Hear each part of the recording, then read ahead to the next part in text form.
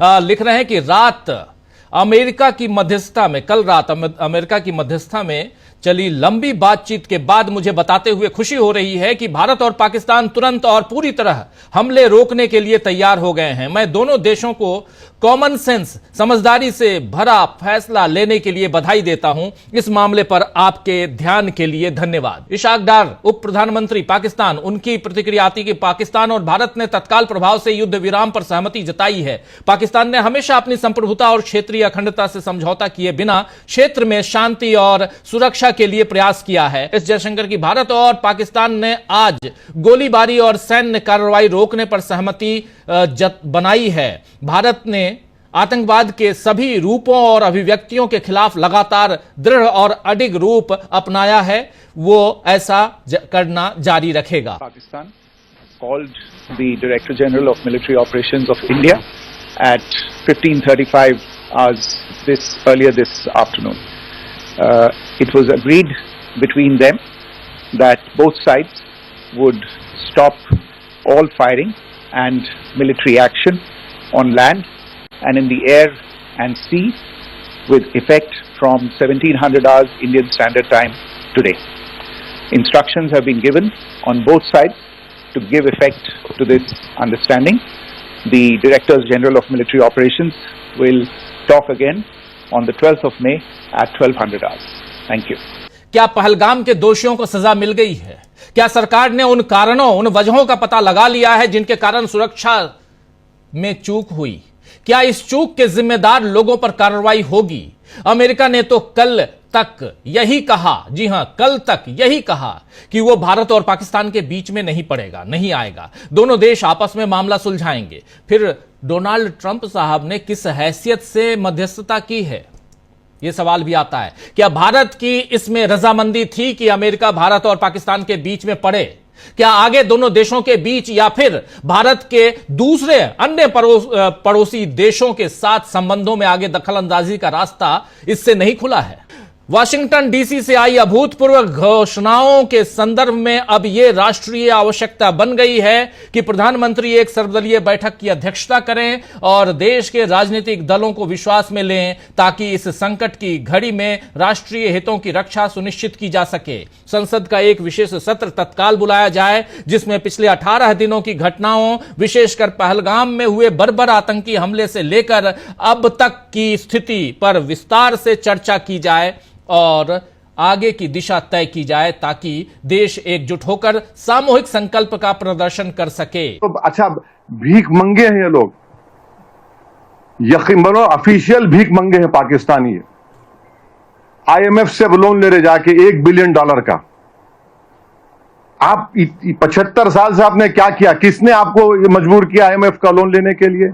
और अफसोस की बात यह है कि आईएमएफ का लोन ले रहे हैं और ये इंटरनेशनल, मेरे को माने ये इंटरनेशनल मॉनेटरी फंड नहीं, ये इंटरनेशनल मिलिटेंट फंड दे रहे हैं पाकिस्तान को, वो इस्तेमाल करेंगे।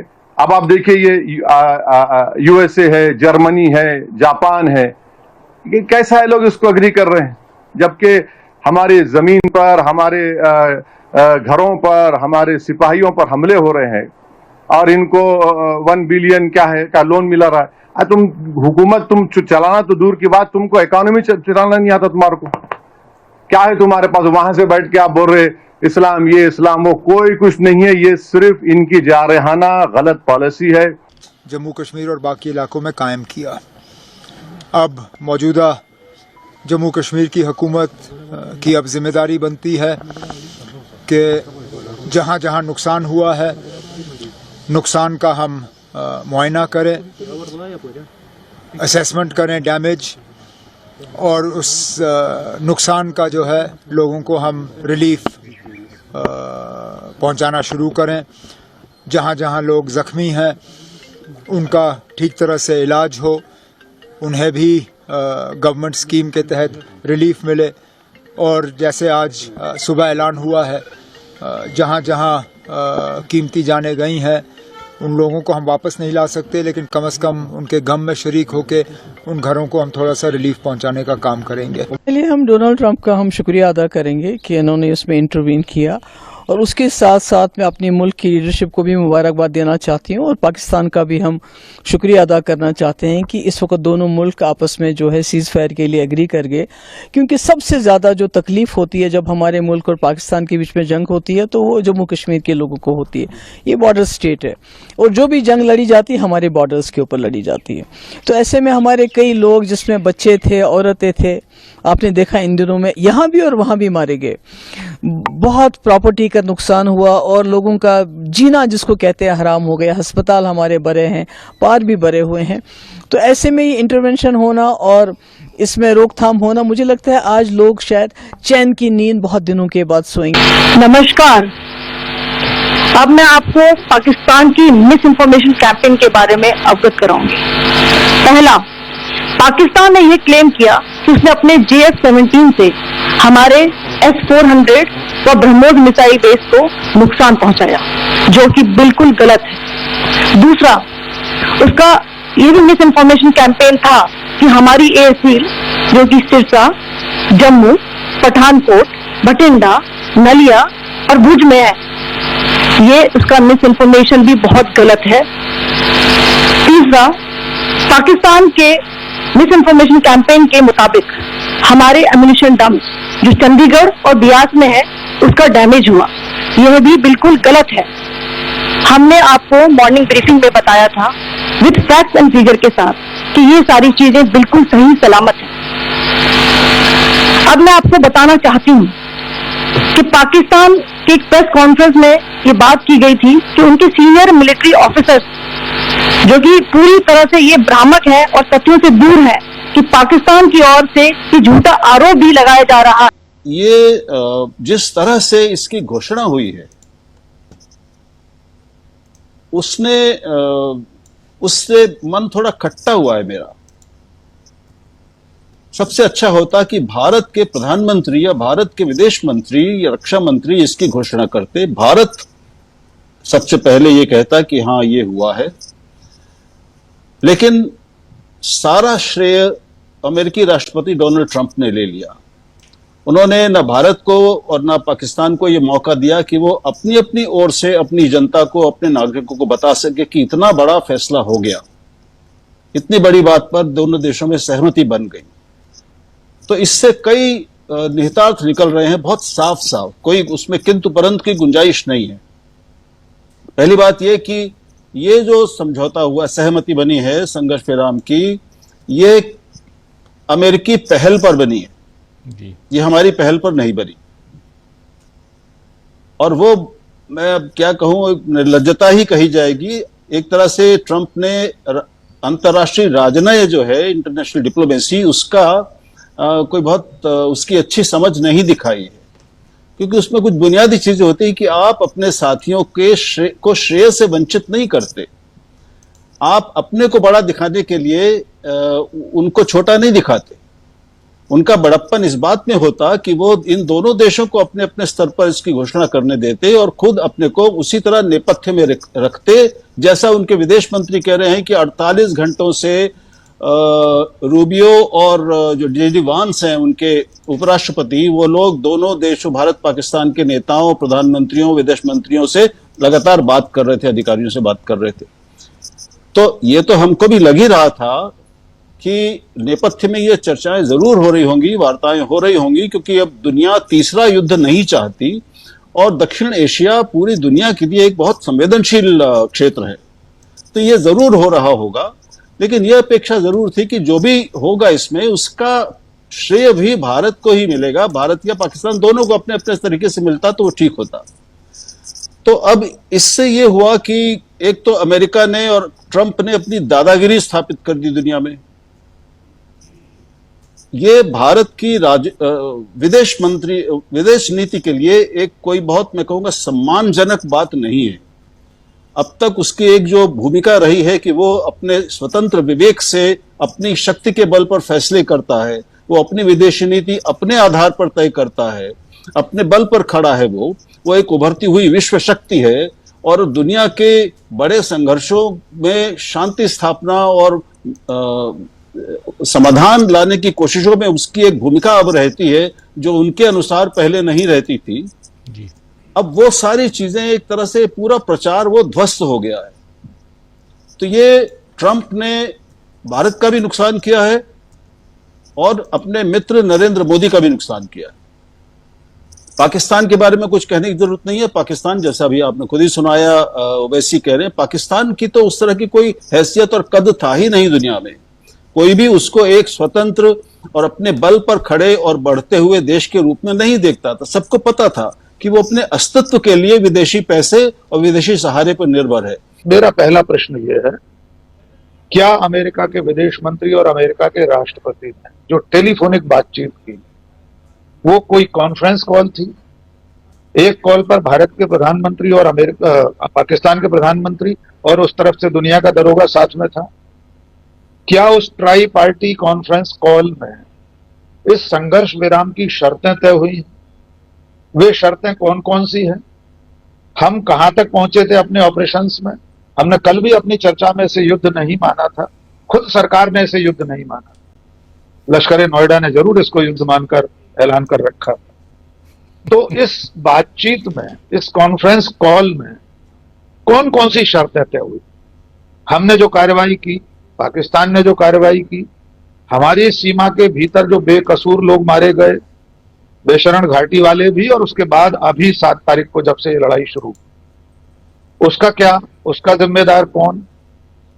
आगे चलकर क्या क्या होगा? बिना आमने सामने एक टेबल पर बैठे बिना तीसरे पक्ष ने युद्ध विराम का ऐलान कर दिया। ये हमारी भारत की राजनीति से ज्यादा हमारे राजनय की हार, ये राजनीति से आगे का कदम है। राजीव जी, हम सब जानते हैं कि आपने मेरे सैन्य विज्ञान विषय की बात कही। मेरा सैन्य विज्ञान का विषय आज दोपहर तक था, वो समाप्त हो गया। उसके बाद अब ये अंतर्राष्ट्रीय राजनीति, अंतर्राष्ट्रीय संबंध, अंतर्राष्ट्रीय राजनीति का विषय हो गया है कि आखिर अमेरिका का राष्ट्रपति एक तरफा ऐलान कैसे कर सकता है। क्या शिमला समझौते की जो शर्तें थी वो आज के बाद कहीं मायना रखेंगी? उनका क्या हुआ? क्या आज के बाद हमारे देश की जो अंतर्राष्ट्रीय प्रतिष्ठा है, हमारे प्रधानमंत्री जो रूस और यूक्रेन का वॉर एक टेलीफोन पर रखवाने की हैसियत रखते हैं, जो विश्वगुरु की हैसियत में है, जिनका डंका पूरी दुनिया में बज रहा है, उनसे बिना पूछे अमेरिका ने हमारे ऐलान से पहले ऐलान कर दिया, तो क्या यह सिर्फ हमारे प्रधानमंत्री की प्रतिष्ठा पर ही आघात नहीं है? क्या हमारे देश की सार्वभौम सत्ता को कम करने का काम नहीं? ये सारे सवाल हैं जो आगे चलकर पूछे जाएंगे। आज की तारीख में नरेंद्र मोदी से ज्यादा श्रीमती इंदिरा गांधी को याद किया जा रहा है। और जब राजीव जी हम तुलनात्मक अध्ययन करेंगे आज के इस युद्ध विराम की घोषणा का 1971-72 के बांग्लादेश युद्ध की परिस्थितियों से, तो कई चीजें सामने आई। इस वक्त पहले हम नरेंद्र मोदी की भूमिका पर बात कर लें। क्या प्रधानमंत्री नरेंद्र मोदी ने पूरे घटनाक्रम में 22 अप्रैल से लेकर आज तक राष्ट्र के नाम कोई संबोधन दिया?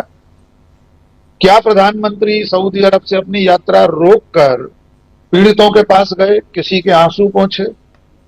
क्या प्रधानमंत्री ने दोनों सर्वदलीय बैठकों में न जाकर एक राष्ट्रीय विमर्श का उल्लंघन नहीं किया?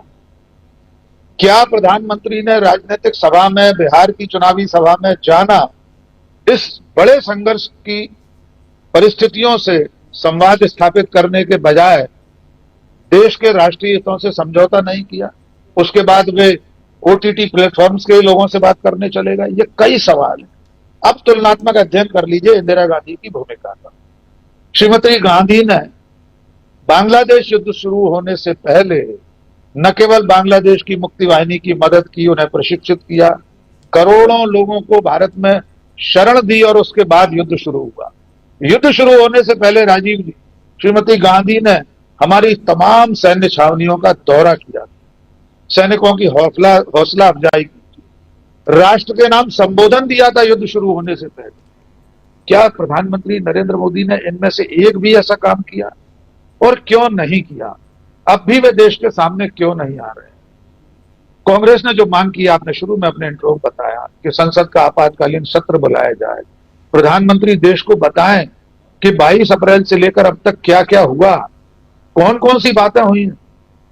क्योंकि इस बीच में देश की भावनाओं को उभार कर वहां पहुंचा दिया गया था जहां ऐसा लग रहा था कि 2-4 दिन के अंदर पाकिस्तान के 4 टुकड़े हो जाएंगे, बलूचिस्तान को हम स्वतंत्र राष्ट्र घोषित कर देंगे, पाकिस्तान अधिकृत कश्मीर को भारत में मिला दिया जाएगा। अखंड भारत का नक्शा पिछले 99 साल से एक विचार परिवार बांटता फिर रहा है, वो नक्शा कल ही राजकीय मुद्रणालय में छपने के लिए भेज दिया जाएगा। इन सारे सपनों को नेस्तनाबूद कर दिया गया, चकनाचूर कर दिया गया, और ये पहला अवसर था देश में आजादी के बाद। मैं फिर दोहरा रहा हूं, पिछले हर युद्ध में विपक्ष ने सरकार से सवाल पूछे थे। लाल बहादुर शास्त्री के घर के सामने काले झंडे लेकर लोग खड़े थे ताशकंद से लौटने से पहले, उसी आघात में उनको हृदयाघात हुआ ताशकंद में।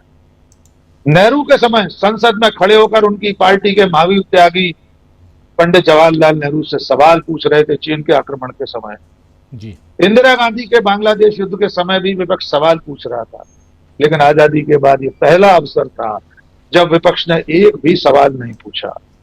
किसी ने सरकार से जवाबदेही पर कोई प्रश्न नहीं किया, किसी ने नहीं पूछा कि जो लोग पहलगाम में नरसंहार करके गए वे कहां हैं। आज भी कोई नहीं पूछ रहा कि सचमुच उनकी शिनाख्त हुई कि नहीं, वे मारे गए कि नहीं, पकड़े गए कि नहीं। और इसके उलट भारतीय जनता पार्टी आज राजनीति करने मैदान में उतर आई।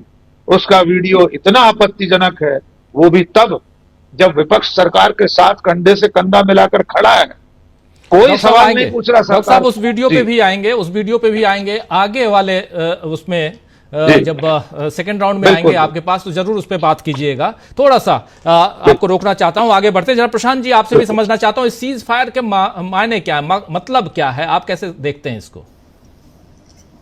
देखिए, पहला मतलब तो राजीव जी ये है कि ये सीज फायर अमेरिका ने करवाया है, उन्होंने दावा भी कर दिया। अब जरा टाइमलाइन देखिए आप, 5:33 शाम को 5:33 पर डोनाल्ड ट्रंप का ट्वीट आता है, आप दिखा चुके हैं उस ट्वीट को कि भारत पाकिस्तान सीज फायर के लिए राजी हो गए, कंप्लीट सीज फायर के लिए राजी हो गए। 5:55 पे हमारे विदेश सचिव की प्रेस कॉन्फ्रेंस होती है और 6:10 पे हमारे विदेश मंत्री का ट्वीट आता है, जो आपने भी दिखाया थोड़ी देर पहले। जी। ये जो 5:33 और 5:55 के बीच में 22 मिनट है, इस 22 मिनट में भारत की संप्रभुता, भारत की सॉवरेनिटी, भारत की 75 साल की फॉरेन पॉलिसी खत्म हो गई। भारत ने कभी ये तीसरा पक्ष जो है वो अलाउ नहीं किया।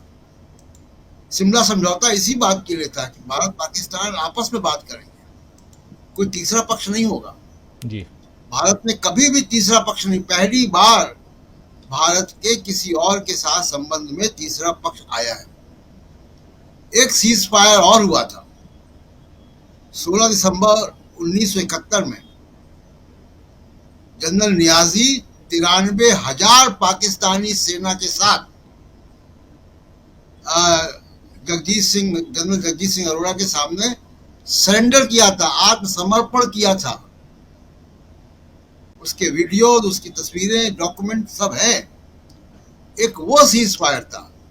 तब अमेरिकी 7वां बेड़ा बंगाल की खाड़ी की तरफ मुड़ा था और इंदिरा गांधी नहीं झुकी थी। इस बार कोई बेड़ा नहीं आया, एक ट्वीट आया है और ट्वीट में पूरा मामला हो गया, सीज फायर हो गया। क्या भारत के ऑब्जेक्टिव पूरे हो गए? चलिए मान लेते हैं कि 7 और 8 तारीख की रात को जो सर्जिकल स्ट्राइक हुआ उसमें आतंकवादी अड्डों को हमारी सेना ने ध्वस्त कर दिया 9 जगह पे मिसाइल अटैक से। हमारा जो ऑपरेशन सिंदूर का जो ऑब्जेक्टिव था वो हो सकता है कि उसमें मीट हो गया, उसमें उसका पूरा हो गया, मुकम्मल हो गया हो। उसके बाद पाकिस्तानी सेना ने तमाम बार LOC का और अंतर्राष्ट्रीय सीमा का उल्लंघन किया, हमारी सेनाओं ने जवाब दिया, ये चलता रहा। तो ये कैसे, इसकी शर्तें क्या हैं? क्या वो 26 लोग हैं पहलगाम में, उनको इंसाफ मिल गया? वो जो 4 आतंकवादी थे उनका क्या हुआ? हाफिज सईद का क्या हुआ? ये जो लश्कर-ए-तैयबा का वो रशीद मसूद अजहर मसूद मसूद का हैं अजहर मसूद अजहर मसूद का क्या हुआ, जिसको बीजेपी की सरकार के दौरान ही छोड़ा गया था, उसके बाद उसने लश्कर तैयबा बनाया, उसका क्या हुआ? वो शर्तें क्या हैं अभी हम लोगों के सामने नहीं है। हो सकता है अगले कुछ घंटों में या कल तक परसों तक वो शर्तें भी आए और उन डिप्लोमेटिक एक्शन का जो हम भारत ने लिए थे, चाहे वो सिंधु नदी समझौता हो, चाहे तमाम और समझौते हो, एयर स्पेस को लॉक करने का समझौता हो, वो समझौतों का अब क्या होगा? कैसे पाकिस्तान को आप नेगोशिएटिंग टेबल पे लाएंगे कि वो दुनिया के सामने माने कि वो आतंकवादी अड्डों को, आतंकवादी नेटवर्क को पाकिस्तान के अंदर खत्म करेगा? जी। तो ये तमाम सवाल जो है, ये जो 22 मिनट का फर्क है, ये भारत के आत्मसम्मान और भारत की संप्रभुता के लिए बहुत भारी है। जी राजीव। बिल्कुल बिल्कुल। श्रवण गर साहब जुड़ गए हमारे साथ। गर साहब, आपका स्वागत है इस कार्यक्रम में। प्रेम कुमार जी, जल्दी से आपके पास आना चाहता हूं। प्रेम कुमार जी हैं जी। प्रेम कुमार जी, आप इस समझौते को या इस सीज फायर को कैसे देखते हैं? जी शुक्रिया राजीव जी। देखिए, मुझे आईएमएफ वाली बात से बात शुरू करनी होगी। बहुत चौंकाने वाला लग रहा था कि एक युद्ध चल रहा है और आईएमएफ में जो भी महाशक्तियां हैं, बड़ी बड़ी आर्थिक शक्तियां, वो युद्ध लड़ने वाले राष्ट्र को $2.3 मिलियन रुपए रकम दे रही है। तो वहां हमें लगा ये क्या हो रहा है, ऐसा कैसे कर सकते हैं जो जिम्मेदार देश हैं कि युद्ध लड़ने के लिए पैसा देंगे क्या? तो ये बात, ये सीज फायर आते आते क्लियर हुई कि भारत, आपने भी प्रश्न उठाया, देश ने भी उठाया, कांग्रेस ने भी उठाया कि भारत एब्सटेन क्यों कर गया, खिलाफ में क्यों नहीं वोट किया। तो भारत ने दरअसल वॉर रुकवादी पापा, आपने सुना होगा ना, बहुत चर्चित था। तो इस बार पूछ रहा था पापा क्या करें, आईएमएफ में हम वोट तो अगेंस्ट में देना चाहते हैं। तो पापा ने बोला चुप कर, मेरे अगेंस्ट में जाएगा क्या, पैसा तो हम दिलवा रहे हैं, आईएमएफ से पैसा मतलब हमारा पैसा, तो तुम हमारे अगेंस्ट में वोट दोगे? तो एब्सटेन कर, एब्सटेन हो गया। उसके बाद हुआ कि मागा और मीगा की लड़ाई। भाई, मेक अमेरिका ग्रेट अगेन, वहां जाकर के हमारे मोदी जी मीगा कहा आए थे। अब मेक अमेरिका ग्रेट अगेन कैसे होगा, मीगा के रहते होगा क्या?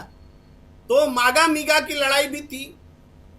तो डोनाल्ड ट्रंप ने दिखाया यहां कि भाई हम बोलेंगे मध्यस्थता कर, शर्त क्या होती है, सीज फायर, मैंने कह दिया तो सीज फायर, अब चलो साइन करो चुपचाप।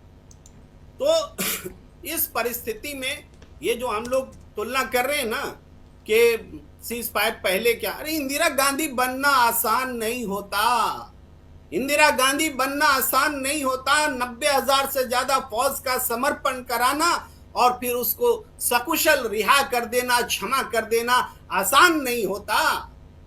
ये जो परिस्थिति है कि मागा और मीगा की लड़ाई में, भाई मेक अमेरिका ग्रेट अगेन, अरे बीती रात ही तो डोनाल्ड ट्रंप ने घोषणा की थी कि अरे जो कोई भी ये एलियंस हैं, हम फ्री में ट्रैवल करोगे तो इसके लिए साइन करो, नहीं तो बाद में क्या होगा हम नहीं जानते, फ्री में तुमको तुम्हारे देश पहुंचा देंगे।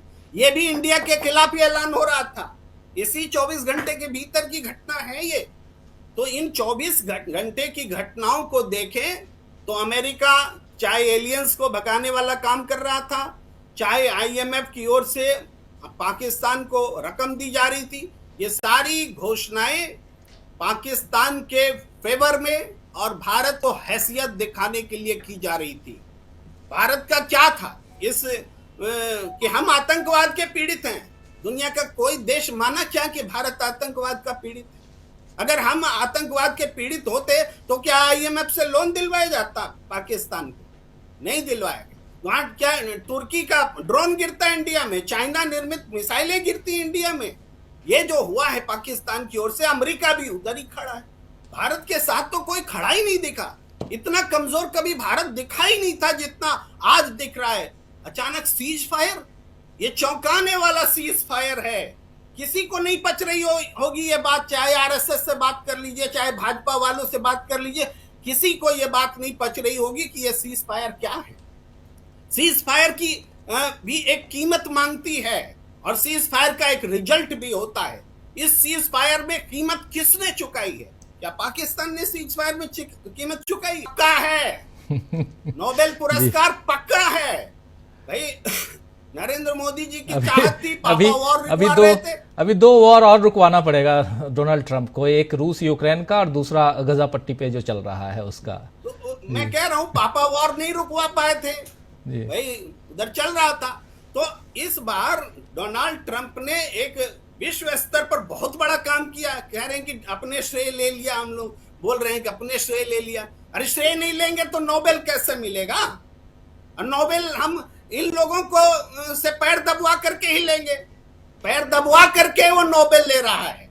ये लेगा, आप लिख लीजिए, ये तारीखी बात है जो हम कह रहे हैं। और ऐसा नहीं हमने, और सबके मन में ये बात आ रही होगी, वो नोबेल लेकर रहेगा, इसीलिए ये सब हुआ है। और एक चाहत जो यहाँ पड़ रही थी कि हम नोबेल लेंगे, उस चाहत का तो श्मशान बन गया, वो कब्रगाह में चली गई। अब वो नोबेल नहीं मिलेगा, अब नोबेल डोनाल्ड ट्रंप को ही मिलेगा। ये मतलब फौरी प्रतिक्रिया हमारी यही है जी। बिल्कुल, विश्लेषण और भी तरीके से होंगे जी। बिल्कुल बिल्कुल, आएंगे आपके पास, दोबारा विश्लेषण करेंगे। प्रोफेसर रविकांत जी के पास जल्दी से आता हूं, फिर गर्ग साहब के पास आऊंगा। और सबसे बड़ी चीज कि शांति चाहिए, युद्ध विराम हो या संघर्ष विराम हो, और जो हालात पिछले दिनों दिखाई दिए उसको देखा जाए। और जैसे जम्मू कश्मीर के मुख्यमंत्री का कहना था, वो बहुत इंपॉर्टेंट बात कह रहे थे कि जो गुजर गए, जो नहीं रहे, उनके प्रति संवेदना व्यक्त कर रहे थे वो।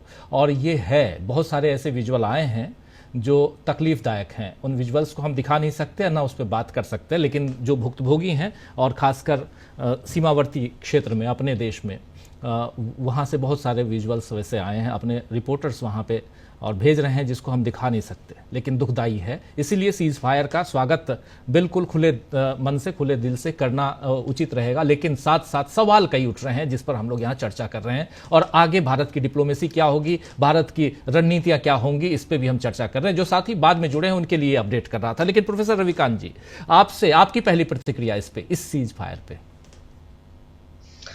देखिए राजीव जी, थोड़ा गंभीर चर्चा हो रही है, मैं थोड़ा हल्के अंदाज में बात करूंगा आज। डोनाल्ड ट्रंप जो है, जिन्होंने ऐलान किया, वो गोदी मीडिया के जो तमाम थंबनेल थे ना, उससे घबरा गए। इस्लामाबाद तक फौज घुस गई थी भारत की, बलूचिस्तान बन गया था, मामला सारा कुछ साफ हो गया था। तो घबराहट में ट्रंप साहब ने सीज फायर का ऐलान कर दिया। वरना पापा में इतनी ताकत थी कि वो जब चाहते तब सारा कुछ खेल कर सकते थे। यूक्रेन का युद्ध रुकवा सकते थे, तो ये क्या है, यहां तो उनको चूंकि युद्ध चलाना था। इस बीच में जरा वो 2 रुपए वाले ट्विटर्स को भी थोड़ा देखिए, जो युद्ध उन्मादी थे। मैंने एक ट्वीट लिख दिया था कि भारत को युद्ध नहीं बुद्ध चाहिए। मैं अगर गिनूं तो 1000 से ज्यादा गालियां मिली। क्या देश में माहौल पैदा कर दिया गया था उस मीडिया के जरिए, और प्रधानमंत्री ने एक शब्द नहीं बोला अभी तक। ना सर्वदलीय बैठक में पहुंचे, ना मीडिया को ब्रीफ किया, केवल और केवल गोदी मीडिया के जरिए सब चल रहा था। और जो 2 रुपए वाले ट्विटर है, ट्रोल आर्मी है, उसके जरिए चल रहा था। लेकिन इसमें कोई दो राय नहीं कि सीज फायर स्वागत योग्य है, क्योंकि निर्देशों का खून बहना अच्छी बात नहीं है, कभी भी नहीं। और निर्दोष नागरिक मारे जा रहे थे। आतंकवाद के खिलाफ निश्चित रूप से भारत को और पूरे दुनिया को एकजुट होकर के कड़ी कार्रवाई करनी चाहिए, और पाकिस्तान का जो रवैया रहा है उसको भी दुरुस्त किया जाना चाहिए। लेकिन उसके बाद जो हालात बनाए गए, जो बने, उसने दोनों तरफ चिंताएं पैदा की थी। और जो भारत के लोग हैं, जो पाकिस्तान के लोग हैं, दक्षिण एशिया के लोग हैं, जो शांति चाहते हैं, जो अमन चाहते हैं, जो तरक्की चाहते हैं, उनकी चिंताएं बराबर थी कि किसी तरीके से ये उन्माद रुके, ये युद्ध रुके। इसलिए ये स्वागत योग्य है। लेकिन सवाल अभी ढेर सारे, जिन पर अभी चर्चा भी हुई, और विपक्ष को पहलगाम हमले में जो लोग, जो निर्दोष भारतीय नागरिक मारे गए, उनकी जान की कीमत क्या होगी, इस पर विपक्ष को, गृह मंत्री को घेरना चाहिए, तब भी करना चाहिए था। हालांकि विपक्ष ने जिस तरीके से सरकार का समर्थन किया और इस वाले घटनाक्रम में आप देश में जिस मुस्लिम समाज को लगातार न जाने किन किन अल्फाजों से नवाजा जा रहा था, कश्मीरियों को, मुसलमानों को, और इस बीच में मुझे कई ऐसी चीजें बहुत सकारात्मक दिखाई पड़े। एक तो कश्मीर के लोग खुद खड़े हुए। अब आप जरा सोचिए कि जब पहलगाम की घटना हुई, उत्तर भारत में तो कश्मीर के कुछ नौजवानों को मारा पीटा गया, लेकिन जो पर्यटक थे उनके साथ कश्मीर के लोगों ने क्या किया? उन्हें फ्री ऑफ कॉस्ट होटल में रुकाया, जिस घर में थे वहां खाना खिलाया, उनकी पूरी खिदमत की, जिसको हम लोग कश्मीरियत कहते हैं। पूरा सम्मान, पूरी हिफाजत, पूरा स्वागत उन्होंने किया। लेकिन नॉर्थ इंडिया का जो गोबर पट्टी का जो उन्मादी था, उसने क्या किया? हालांकि घटनाएं वो बेहद कम है, और इसी समय महिलाओं की बहुत बड़ी भूमिका सामने आई, जिन्होंने, चाहे वो हिमांशी नरवाल हो या उत्तराखंड में एक महिला जो सीधे टकराती है उन लोगों से और बहुत शांति के साथ उस उन्माद को काबू करती है। तो एक व्यक्ति, एक महिला क्या कर सकती है ये बताया। असदुद्दीन ओवैसी की आप भूमिका को देखिए, जिनके बारे में क्या क्या कहा जाता था, और जिस तरह से उन्होंने पाकिस्तान के खिलाफ बढ़ चढ़कर के बोला और पूरे देश को यह मैसेज दिया कि हम कहां खड़े हैं जी। वो खामोश भी रह सकते थे, लेकिन पूरे ताकत के साथ वो खड़े। और ये आप लोग बहुत वरिष्ठ हैं, आप बता सकते हैं कि जितने युद्ध हुए, पाकिस्तान के साथ 4 युद्ध हुए, चाइना के साथ हुआ, पहली बार ऐसा हुआ जो विपक्ष एकजुट था सरकार के साथ, कोई सवाल नहीं किया, कभी नहीं किया। बावजूद इसके अगर डोनाल्ड ट्रंप ऐलान करें कि साहब कि अब सीज फायर हो रहा है, तो भारत की संप्रभुता और विदेश नीति, इन दोनों पर बड़े सवाल, और उससे भी बड़ा सवाल नरेंद्र मोदी पर जी, कि जो जिस राष्ट्रवाद को लेकर के चल रहे हैं और विश्व गुरु बना रहे भारत को, ट्रंप ने क्या किया? यह समूचे देश का अपमान है। संप्रभुता का मतलब प्रत्येक व्यक्ति का। अब इस पर सरकार का क्या पक्ष होगा, और इस पर जवाब लेना चाहिए विपक्ष को भी, और हम लोग भी को सवाल पूछ रहे हैं। इंतजार करेंगे हम लोग इंतजार करेंगे। बिल्कुल। गर्ग साहब, आपके पास आना चाहता हूं। शाम को ये एक बहुत बड़ी खबर आई, लेकिन अमेरिका से, इंडिया से नहीं, अमेरिका से ये खबर राहत वाली खबर है, लेकिन बस वही कि ये खबर इंडिया से और अमेरिका के बाद पाकिस्तान, और पाकिस्तान के बाद हिंदुस्तान से खबर आती है। ये और भी, मतलब वो अमेरिका से सीधे इंडिया से भी ये खबर आ जाती तो अलग बात होती, लेकिन ये खबर आती है वाया पाकिस्तान। कैसे देखा जाए? जी, मैंने पूरा घटनाक्रम देखा है जो चल रहा है अभी, और जो प्रेस ब्रीफिंग भी हुई वो भी मैंने सुनी। ये हमारे बहुत ही बड़ा डिप्लोमेटिक सेटबैक है, मैं इसको कहूँगा, देश के लिए। ये युद्ध का थमना तो बहुत अच्छी चीज़ है, होना ही चाहिए था, और कोई भी युद्ध के पक्ष में नहीं था, पर जिस तरह से ये घटनाक्रम हुआ है, अमेरिका जो यूक्रेन में लड़ाई को ख़त्म नहीं कर पाया, वहाँ से हाथ खींच लिए। जेडी वांस ने कल ये कहा कि हमको इस झगड़े में नहीं पड़ना है, हमारा कोई लेना देना नहीं है जी। इसका मतलब है कि जेडी वांस को भी पता नहीं था कि ट्रंप क्या कर रहे हैं। मतलब अमेरिका में सेक्रेटरी ऑफ स्टेट बात कर रहे थे, क्योंकि ये महत्वपूर्ण है कि ये पहलगाम की घटना तब हुई थी जब जेडी वांस यहाँ थे, भारत में थे, और उसके बाद उन्होंने ये कहा कि हमारा कोई लेना देना नहीं अमेरिका का, हम इसमें नहीं पढ़ना चाहते। और उसके बाद अचानक ये हो गया। इसमें कई चीजें निकलती है। मैं इसमें एक तो हमारे नेतृत्व के लिए काफी शर्मिंदगी का मामला बनता है कि हम किस दबाव में आ गए। अमेरिका के लड़ाई खत्म होना थी, पर उसके लिए हम पहल करते, पाकिस्तान के साथ बातचीत होती, दो देशों के बीच में होती, क्योंकि ये तनाव बना रहेगा, तनाव खत्म नहीं होने वाला है। और फॉरेन मिनिस्टर जयशंकर ने कहा भी है कि हम इस मामले में, टेररिज्म के मामले में कोई कॉम्प्रोमाइज नहीं करेंगे जी। मुद्दा यह है कि कोई आतंकवाद की एक और घटना हो जाए कोई बहुत बड़ी, तब हमारा रिस्पांस क्या होगा, हम किस, हमारे चीज रिस्पांस लेवल किस हद तक जाएगा। जो मैं समझ पा रहा हूँ, ये अमेरिका का कदम चीन को डाउन करने के लिए था। चीन की बड़ी भूमिका हो गई थी इस पूरी लड़ाई में।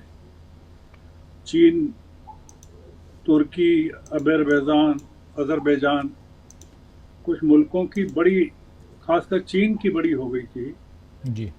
और वो जो ट्रेड वार अमेरिका का चीन के साथ चल रहा है, उसको एस्केलेट कर रहा था। तो बहुत ज़रूरी था ट्रंप के लिए कि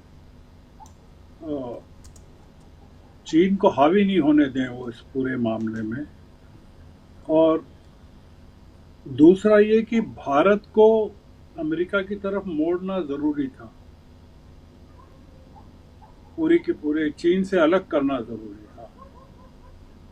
तो ये जो पूरा हुआ है, ये हमारी सेनाओं के लिए, हमारे सेनाध्यक्षों के लिए, जिन पर हमने पूरा छोड़ रखा था जी। हमको नहीं पता चलेगा राजीव जी कभी कि ये सीज फायर का जो फैसला लिया गया, इसमें हमने सेनाध्यक्षों की या सीडीएस की राय ली कि नहीं ली। मतलब हमने सेना का सेक्रीफाइस तो करवाया, पर डिप्लोमेटिक फैसले लेने में हमने सेना को इन्वॉल्व नहीं किया या किया।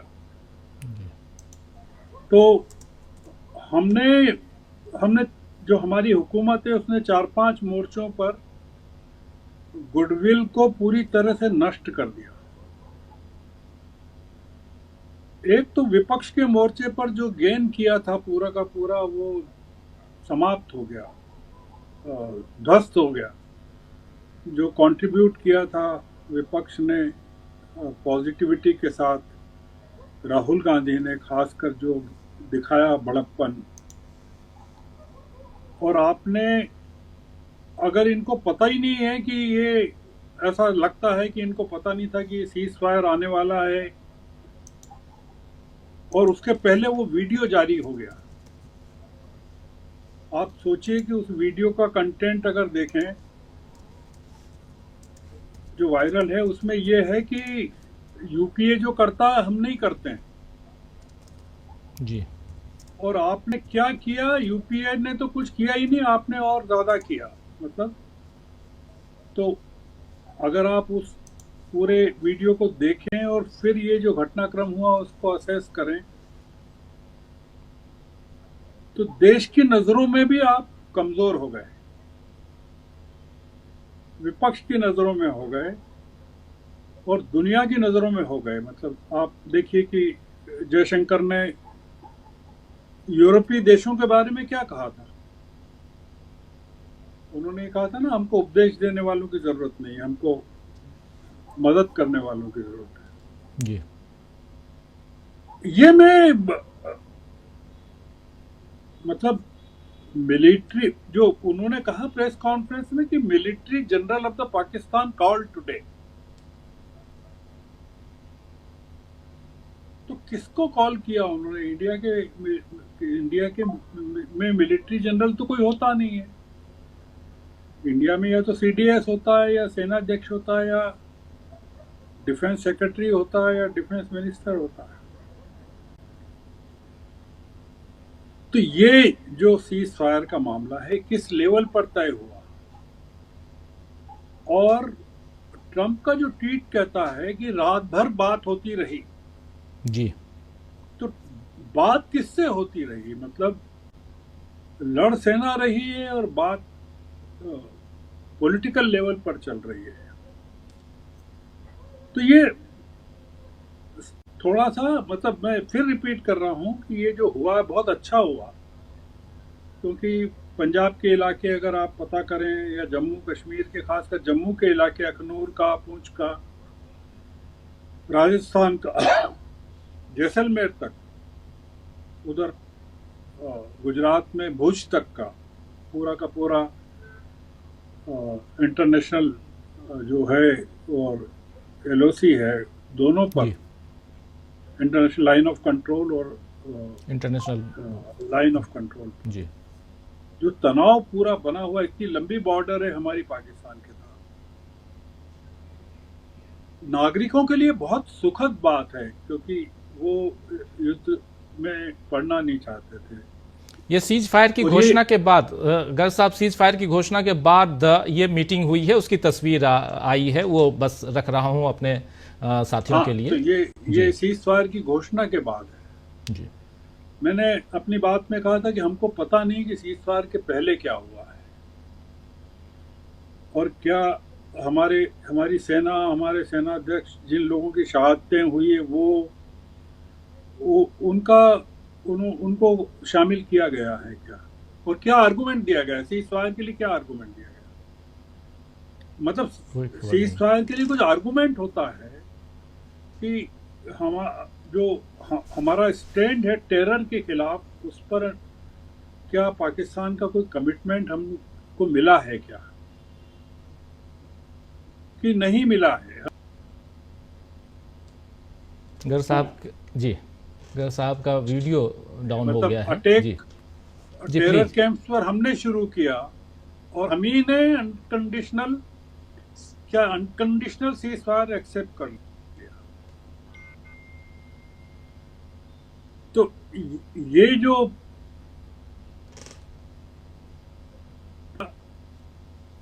मामला है, वो बड़ा एक भ्रम की स्थिति पैदा करता है मेरे ख्याल से। तो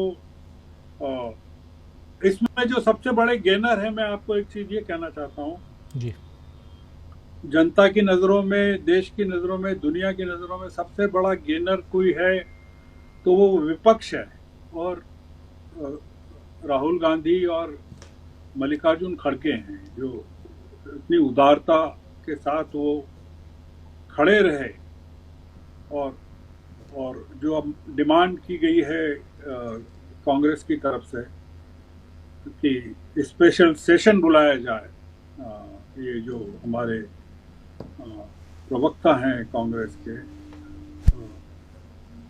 उन्होंने जो मांग की है कि वो प्रधानमंत्री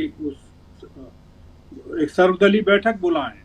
जी, तो वो कैसे बुलाएंगे और क्या कहेंगे? प्रधानमंत्री तो 2 सर्वदलीय बैठकों में अनुपस्थित रहे, तो क्या कहेंगे? वो बुलाएंगे क्या? स्पेशल सेशन बुलाएंगे क्या? ये बहुत राहत की सांस बेचैनी के साथ, एक तनाव के साथ राहत की सांस है ये, सम्मान के साथ नहीं है। मैं ये जो कहना चाहता हूँ कि राहत की सांस तो है, पर इसमें एक जो डिग्निटी होना चाहिए वो डिग्निटी नहीं है इसमें। आप कोई गेन नहीं है, मतलब सरकार उसको कैसे पेश करेगी कि हमने क्या गेन किया है, वो देखने की बात है। कि आप बताइए, हमको, देश को बताइए कि आपने क्या हासिल क्या किया है। बिल्कुल। और यही करना था तो आपने पहले दिन क्यों नहीं कर दिया? आप कहते हैं अमेरिका से कि आप मदद कीजिए हमारी इस मामले। तो ट्रम्प तो एक पैर पर खड़े हुए हैं, तो वो कहते कुछ हैं करते कुछ हैं। ट्रम्प के बारे में तो यही है कि वो सब कुछ करते हैं और मना करते हैं। जी जी जी, बिल्कुल बिल्कुल, आप सही कह रहे हैं। आना चाहता हूं राहुल जी एक बार फिर आपके पास, और जरा अब इसके आगे दो बातें यहां सामने। एक तो पॉलिटिक्स में विपक्ष का रोल क्या हो सकता है अब यहां से, क्योंकि आज से नहीं, हालांकि चूंकि आज इसलिए कह रहा हूं क्योंकि बीजेपी ने आधिकारिक अपने ट्विटर हैंडल से जो वीडियो जारी किया है वो पॉलिटिकल वीडियो है। वो पिछली सरकारों को नीचा दिखाने की कोशिश है, चाहे मनमोहन सिंह की सरकार हो, वहां से पीछे इंदिरा जी की सरकार, इन सब चीजों को सामने रखा गया और कैसे नरेंद्र मोदी जी आगे निकल चुके हैं ये बताने की कोशिश उस वीडियो में। एक तो ये, यानी पॉलिटिकल, इसका नफा नुकसान, इस पर थोड़ी सी चर्चा होनी चाहिए। दूसरी बात कि आगे अब जिन सवालों के साथ जो आप पहले उठा चुके हैं, फिर भी थोड़ा सा और चाहूंगा मैं, जिन सवालों के साथ ये तमाम घटनाक्रम को अंजाम तक पहुंचाया गया, यानी 22 अप्रैल के बाद के घटनाक्रम में आखिर एक सवाल ये भी तो उठेगा कि उसका क्या हुआ। 26 लोग जो मारे गए थे उनके गुनाहगार कौन हैं, कौन आए थे? राहुल जी। राजीव, ऐसे तो अधिकांश बातें आ गई हैं, सभी मित्रों ने कह दिया है। पहली बात मैं ये कहूंगा कि इससे भारतीय जनता पार्टी और नरेंद्र मोदी दोनों को बहुत गंभीर राजनीतिक नुकसान हुआ है। उनकी सारी राजनीति जिन आधारों पर उन्होंने खड़ी की थी, इस बीच इस अंध और बहुत आक्रामक राष्ट्रवाद की आंधी तैयार करने में वो उसकी जमीन खिसक गई है, पैरों तले की जमीन खिसक गई है। जो इस पूरे 22 अप्रैल के बाद से जो पूरा एक विमर्श उन्होंने खड़ा किया था, जो पूरा माहौल तैयार किया था बहुत वीरता का और अपनी छाती ठोकने का और अपने बड़े बड़े दावे करने का, वो सब अब उन्हीं को उलटकर पड़ेगा और अब उनको उन सवालों के जवाब देने पड़ेंगे जो इस दूसरी विश्व ताकतों द्वारा जबरन कराए गए, हमारे ऊपर थोपे गए युद्ध विराम से निकल रहे हैं सवाल। क्योंकि ये बिल्कुल साफ है सबको, इसको कोई भी किसी भी रूप में अब ये बीजेपी छुपा नहीं सकती, ना प्रधानमंत्री छुपा सकते हैं कि ये उनकी अपनी मर्जी और योजना से किया गया युद्ध विराम नहीं है। क्योंकि उनकी जो घोषणाएं थी, अगर वो याद करेंगे कि जो भी अपराधी हैं, जो आतंकवादी हैं, उनको चुन चुन कर मारेंगे, आतंक के जितने अड्डे हैं उनको चुन चुन कर समाप्त किया जाएगा, आतंकवाद के पाकिस्तान में जो इंफ्रास्ट्रक्चर बना हुआ है उस पूरे इंफ्रास्ट्रक्चर को ध्वस्त किया जाएगा, पाकिस्तान को ऐसा सबक सिखाया जाएगा कि वो लंबे समय तक भारत की ओर इस तरह की कोई हरकत करने की हिम्मत न कर सके, और इसकी कीमत, ऐसे आतंकवाद को प्रश्रय देने की जो कीमत है पाकिस्तान के लिए, उसको इतना बढ़ा दिया जाएगा कि वो उसके लिए असहनीय हो जाए। ये सारी बातें हमारे माननीय प्रधानमंत्री जी और उनके प्रवक्ताओं ने कही हैं, बहुत शौर्यपूर्ण शब्दों में और ओजस्वी स्वरों में, शैली में कहे गई। तो अब यही उनकी बातें उनके ऊपर उनके एक प्रेत बनकर पीछा करेंगी कि अब इनके आपके घोषणाओं का, वायदों का, इनका क्या हुआ।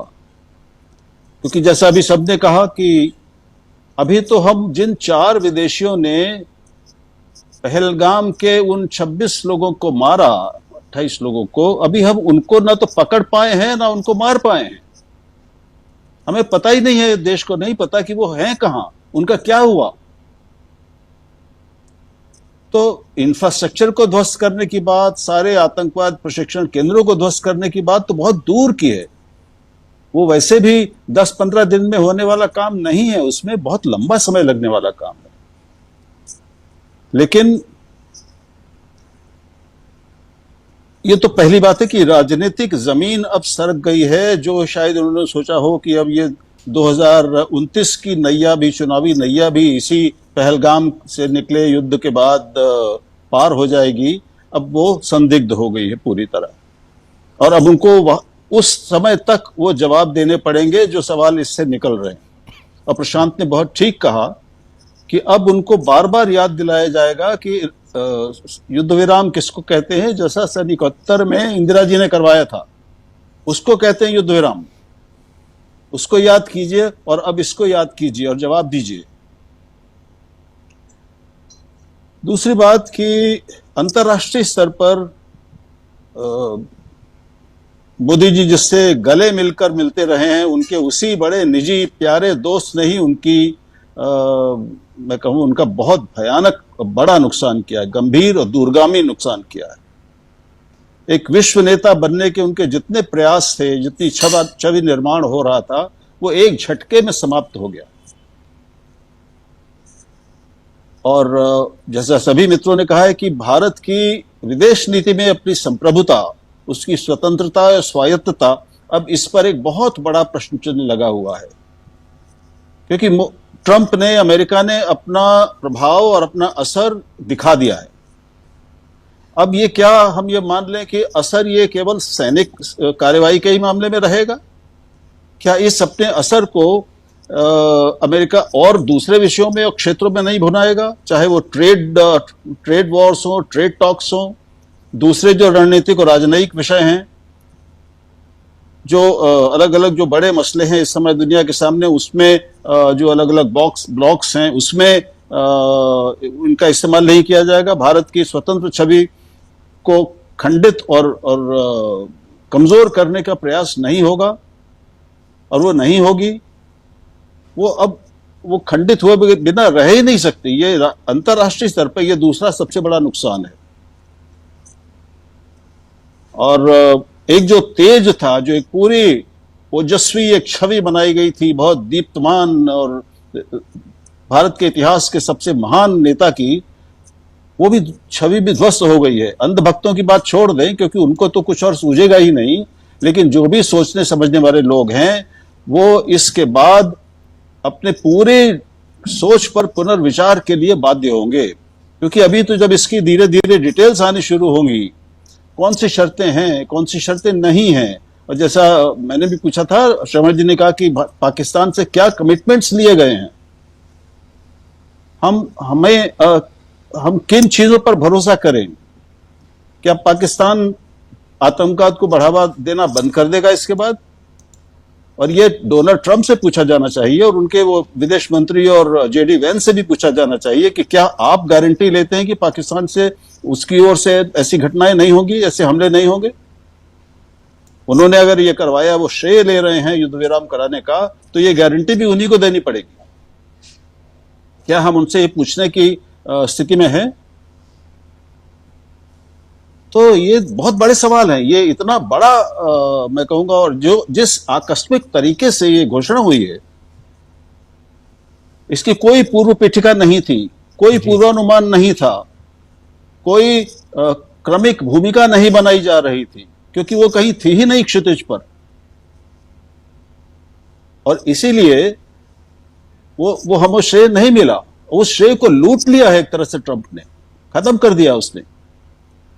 अब इनिशिएटिव लेने की, पहल करने की भारत की और हर संप्रभु राष्ट्र की जो एक अंतर्निहित क्षमता होती है, उसको ही लूट लिया उन्होंने, खत्म कर दिया। उनको अपनी दादागिरी चमकाने का भले ही एक मौका मिल गया हो, और वो अब विश्व के दरोगा बन सकते हो, पहले भी रहे हैं, लेकिन उन्होंने इतने क्रूड तरीके से किया है। आप जेडी वैंस की भाषा देखिए जो उन्होंने 2 दिन पहले कही है भारत की, we leave this to this guys. और जो तीसरा सबसे बड़ा अंतर्राष्ट्रीय राजनयिक नुकसान भारत का हुआ है कि अमेरिका ने और ट्रंप ने भारत और पाकिस्तान को राजनयिक दृष्टि से समकक्ष बना दिया है। आपको ध्यान होगा कि जब भी विदेश नीति पर बात होती थी, भारतीय राजनयिक और भारतीय नेता, प्रधानमंत्री, विदेश मंत्री सभी ये लगातार कहते थे कि अमेरिका को और विश्व की ताकतों को और संयुक्त राष्ट्र को भी भारत और पाकिस्तान को हाइफनेट नहीं करना चाहिए। यही वाक्य बोला जाता था, हाइफनेट करना। अब वो बिल्कुल घोषित रूप से और इस भद्दे तरीके से ट्रंप ने हाइफनेट कर दिया है कि हमारे लिए पाकिस्तान और भारत एक समान है, दोनों का एक ही वजन है और दोनों हमारी बात मानते हैं और दोनों ने हमारी बात मानी। मैं तो अभी जितना सोच रहा हूं मैं उतना हैरान और दुखी हो रहा हूं इस बात पर। ये कोई हमारे लिए मतलब मोदी की एक तरह से भद पिटी है, ये कोई हमारे लिए खुश होने की बात नहीं है।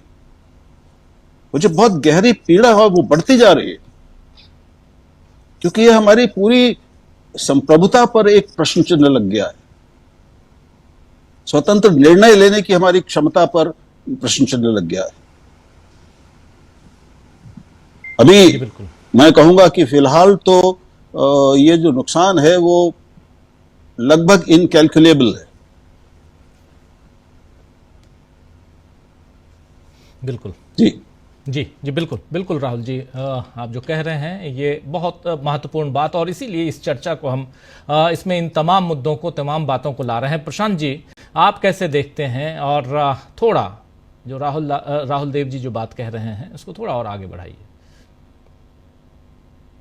बात कर रहे हैं इंडिया पाकिस्तान को हाइफनेट करने का जो खतरा था, जो अब हो गया, इसकी चर्चा हम लोगों ने की थी यहाँ पे। बिल्कुल, श्रवण जी भी थे उस दिन। तो देखिए अब जो है इसको अगले कई दिन तक ये चर्चा होगी, और इस वक्त तो बहुत एस्टीम पैनल है जो ये डिस्कस कर रहा है। और देखिए अब इसको हम देखें कि अब मोदी जी ने राजनीति शुरू कर दी। अब राजनीति पे आते हैं।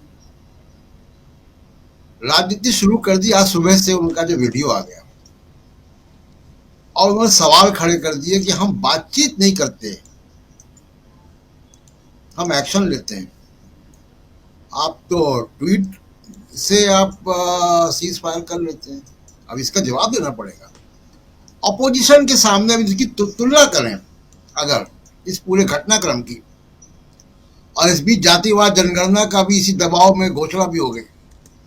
वो एक अलग वजन है जो मोदी जी को लेकर चल रहा है, उसकी राजनीति एक अलग है। उस पर कभी रविकांत जी और बाकी सब लोग हम लोग चर्चा करेंगे। राहुल गांधी कश्मीर गए, विक्टिम से मिले, और विक्टिम से मिलने के बाद वो हिमांशी नरवाल से मिले, जो इस पूरे घटनाक्रम की का सबसे मार्मिक और सबसे बड़ा चेहरा है। उससे मिले राहुल गांधी, और विक्टिम से मिले। अपोजिशन ने पूरी मैच्योरिटी के साथ, पूरी परिपक्वता के साथ सरकार के को क्लीन चिट दिया कि हम सवाल नहीं खड़े करेंगे, आप करो जो करना है। अब पॉलिटिक्स की शुरुआत मोदी जी ने की है, बटन उन्होंने दबाया। अब विपक्ष को इसमें पूरी पॉलिटिक्स करनी चाहिए, सवाल खड़े करने चाहिए, जिसकी बात हम लोग कर रहे हैं कि भारत की संप्रभुता, ये 22 मिनट मोदी जी को बहुत भारी पड़ेंगे, ये 22 मिनट का गैप है। दूसरी बात कि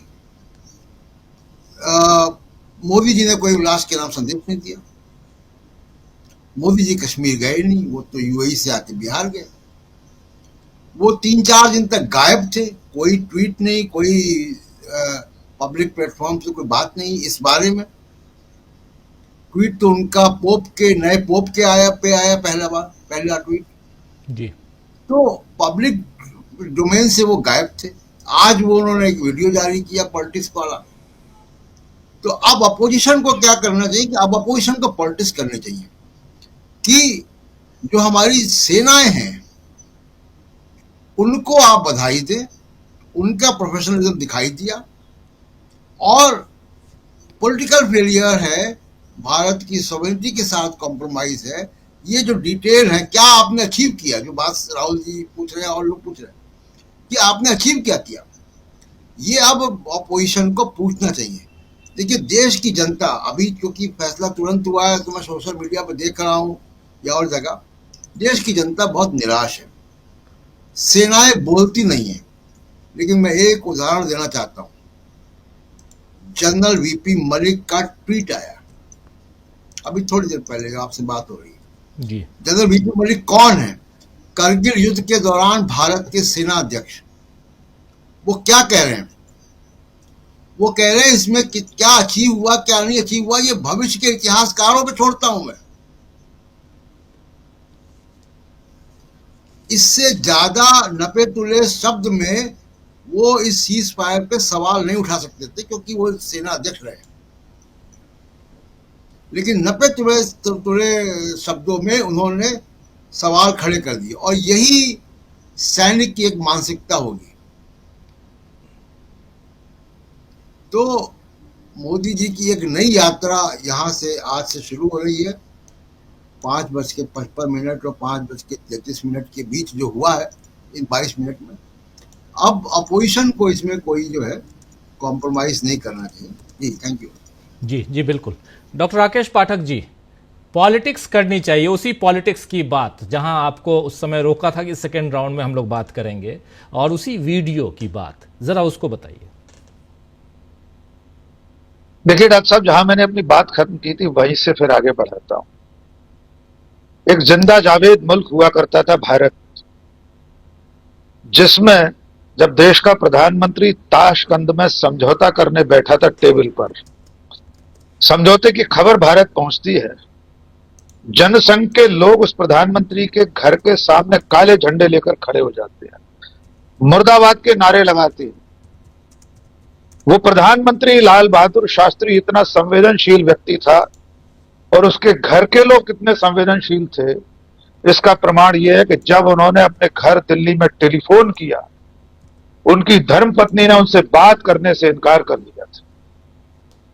वो ताशकंद समझौते पर देश के बहुत सारे लोग निराश थे, हताश थे, लेकिन लोकतांत्रिक राष्ट्र राज्य में लोगों को प्रदर्शन, अपनी असहमति दर्ज कराने का अधिकार था। क्या आज आप कल्पना कर सकते हैं कि 7 लोक कल्याण मार्ग के दरवाजे पर भारतीय राष्ट्रीय कांग्रेस के लोग काले झंडे लेकर जाएं और विरोध प्रदर्शन करने लगे आज के सीज फायर के खिलाफ, जिसमें टेबल पर बैठकर बात नहीं हुई है। प्रधानमंत्रियों को तो छोड़िए, हमारे डायरेक्टर जनरल मिलिट्री ऑपरेशंस और पाकिस्तान के डीजीएमओ की कोई बातचीत नहीं हुई। कल एक प्रधानमंत्री निवास से वीडियो जारी किया गया था, लगातार म्यूट वीडियो आ रहे हैं। उसमें तीनों सेनाध्यक्ष अपने लेटर पैड पर कुछ नोट कर रहे थे, रक्षा मंत्री मुंडी हिला रहे थे, सीडीएस वहां मौजूद थे, प्रधानमंत्री के राष्ट्रीय सुरक्षा सलाहकार मौजूद थे। वे क्या नोट कर रहे थे? क्या कल शाम तक उन्हें मालूम नहीं था कि अगले 24 घंटे के भीतर, अगले 24 घंटे क्यों, क्षमा कीजिए, कल ही तो पूरी रात Donald Trump, JD Vance, Marco Rubio telephone पर बतिया रहे थे, निर्देश दे रहे थे। राहुल जी जितने दुखी और हताश है, उतना ही दुखी इस वक्त पूरा देश है। यह राष्ट्र की अस्मिता पर प्रश्न है। अब आते हैं आपके उस सवाल पर कि राजनीति करने का अवसर किसने शुरू किया, और यह पहली बार नहीं है राजीव जी। पहले अभी आज की बात कर लें, फिर पिछला इतिहास भी याद दिला दें। आज जो वीडियो जारी किया भारतीय जनता पार्टी के आधिकारिक ट्विटर हैंडल से जारी हुआ, उसमें कहा गया कि हम बात नहीं करते हैं, फिर आए प्रधानमंत्री नरेंद्र मोदी। उसमें लिखा है नरेंद्र मोदी आए और उसके बाद मुंह तोड़ जवाब दिया जाता है। चंद घंटों के भीतर इस बड़े बोलेपन का जवाब मिल गया, क्योंकि वे जिन लोगों पर डॉक्टर मनमोहन सिंह या यूपीए की सरकारों पर सवाल उछाल रहे थे, वो ये भूल गए थे कि देश के इतिहास में सबसे ज्यादा आतंकवादी हमले भाजपा की सरकारों में हुए। चाहे अटल बिहारी वाजपेयी की सरकार रही हो, संसद पर हमला, कंधार विमान अपहरण कांड, अक्षरधाम का हमला, और उसके बाद अभी गृह मंत्रालय की, नरेंद्र मोदी के, बीजेपी के अपने गृह मंत्रालय की रिपोर्ट है कि अकेले जम्मू कश्मीर में आतंकवादी घटनाओं में शहीद होने वाले सैनिकों की संख्या में 93% की बढ़ोतरी हुई है। कुल घटनाओं में 157% की वृद्धि हुई है 2014 से लेकर 2018 और उसके बाद से अब तक। तो नरेंद्र मोदी और बीजेपी ने आज जो वीडियो जारी किया उसके लिए मैशर आफरीदी का एक शेर है, वो एक समंदर खंगालने में लगे हुए हैं, हमारी कमियां निकालने में लगे हुए हैं। वो एक समंदर खंगालने में लगे हुए हैं, हमारी कमियां निकालने में लगे हुए हैं। वो जिनकी अपनी लंगोटियां तक फटी हुई हैं, हमारी पगड़ियां उछालने में लगे हुए। तो एनडीए और बीजेपी की सरकारों में आतंकवादी घटनाएं चरम पर हैं और बीजेपी वीडियो जारी करके कह रही है कि हम तो बातचीत नहीं करते, सबक सिखाते हैं। ये सबक कहां तक पहुंचा था? क्या हमारा जो ऑपरेशन चल रहा था 7 तारीख से अब तक वो अपने निर्धारित उद्देश्यों को पूरा कर पाया? क्या अपने निर्धारित टारगेट को पूरा किए बिना हमने समझौता कर लिया?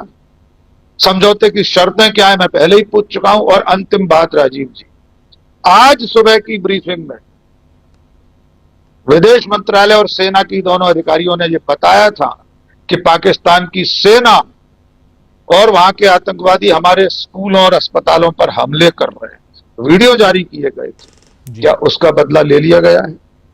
और अगर यह सब नहीं हुआ है तो आज का दिन राष्ट्रीय शर्म का दिन है राजीव जी।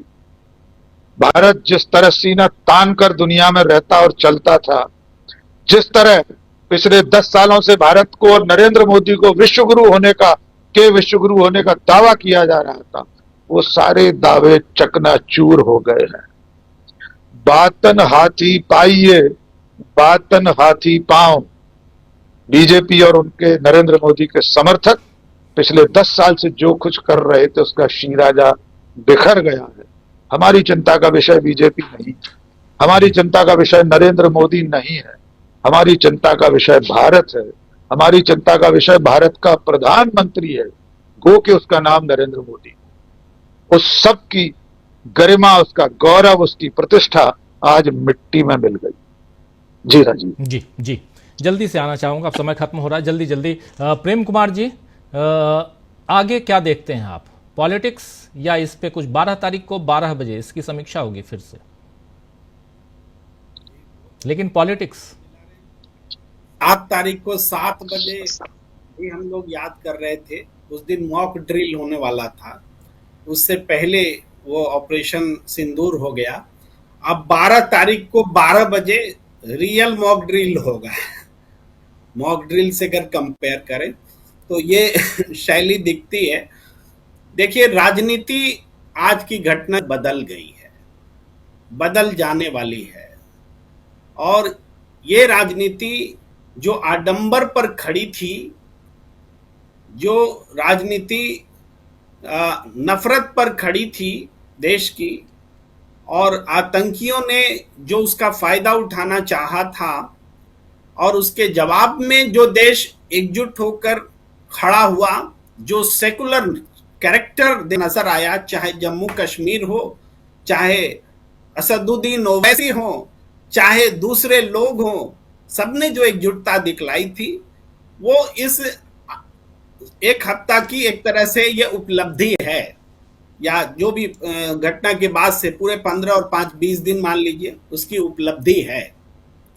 तो ये जो बिल्डअप हुआ देश में, आज भी जो ऑफिशियल ब्रीफिंग हुई उसमें सेक्युलर वर्ड पर बहुत जोर दिया गया ऑफिशियल ब्रीफिंग में। तो सेक्युलर जिसको कि इन लोगों ने सेकुलर बना दिया था, और अब सेकुलर पर देश खड़ा है, वो एक राजनीतिक बिल्डअप हुई है। वो अपोजिशन का उसमें प्रयास है, अपोजिशन का रोल है, वो उमर अब्दुल्ला का योगदान है, वो राहुल गांधी का योगदान है, जो पहलगाम जाते हैं, जो पीड़ितों से मिलते हैं, जो शहीद की विधवाओं से मिलते हैं, जो उनके घर जाते हैं और शहादत का दर्जा मांगते हैं कि हमारे आतंकियों के शिकार लोग आतंक के हाथों मारे जा रहे हैं, शहीद हैं, ये आवाज बुलंद कर रहे थे।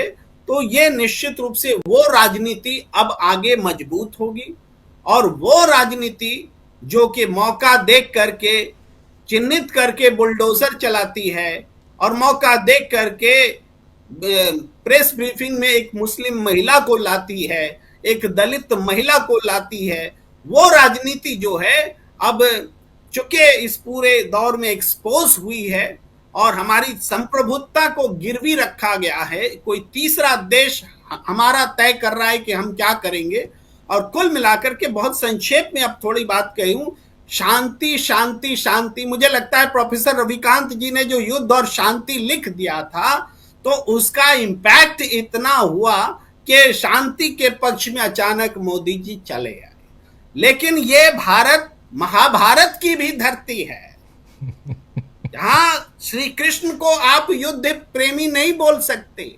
हर लड़ाई का एक लक्ष्य होता है और शांति के लिए युद्ध होता है, ये बात हमेशा जानिए। युद्ध जो है शांति की इच्छा के लिए होता है। आतंकवाद के खिलाफ लड़ाई शांति की खोज में लड़ाई थी, लेकिन क्या अधर्म के साथ दुनिया को इकट्ठा होते हुए हम देखते रहे? अरे महाभारत में भी धर्म के नाम पर देश के राजाओं को इकट्ठा किया गया था, तब महाभारत हुआ। इस लड़ाई में आपने धर्म के नाम पर किसको इकट्ठा किया? दुनिया में किसका समर्थन हासिल किया? अधर्म के साथ लोग खड़े दिखाई दिए। तो इसका मतलब है कि आप धर्म की लड़ाई नहीं लड़ रहे थे, आप सिर्फ इंतकाम की लड़ाई लड़ रहे थे। इंतकाम धर्म की लड़ाई नहीं होता, इसलिए युद्ध का जो चरित्र होता है वो इंतकाम नहीं होता है, वो धर्म होता है। और इसका धर्म था आतंकवाद से आम जनता को राहत देना।